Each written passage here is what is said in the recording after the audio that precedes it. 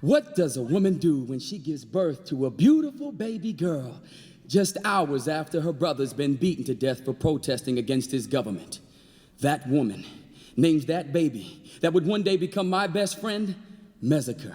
Because in Ethiopia's Amharic language, Mezzica means to remember. Now remember, death is a way of life. I cannot avoid strife, and still the next person's struggle is so often worse. In the context of the universe, I wonder if my story's even worth a verse.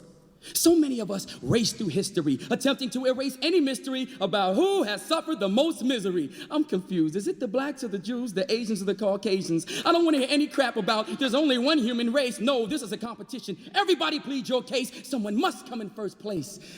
Nah, I don't need the grand prize for pity, because I can go overseas or simply stroll through the city and see that my standard of living is better than 9/10 of the planet. So when I am up here slamming, refugees are probably slamming me for the opportunities that I take for granted. Even if I believe my race suffered like no other, can I personally say I suffered more than a 14-year-old white Bosnian boy who promised to fulfill his dead mother's last request and protect his 10-year-old sister from the soldiers that are tearing her dress, tying him up with wire, making him watch them steal mom's promise? Now he feels like a liar.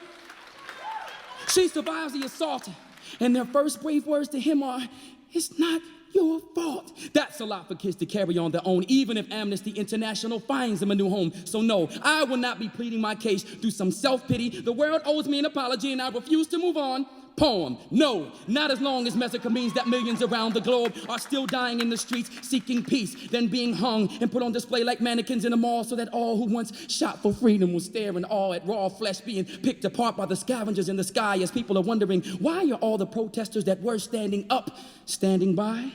Why? Dead people make living people think deeper. Damn, freedom's gonna cost me my life? Oh, oppression's so much cheaper. So when you hear bloody butchers over the speaker singing, "Join us or join him," going once, going twice, as a nation of consumers, you know smart shoppers always take the best price.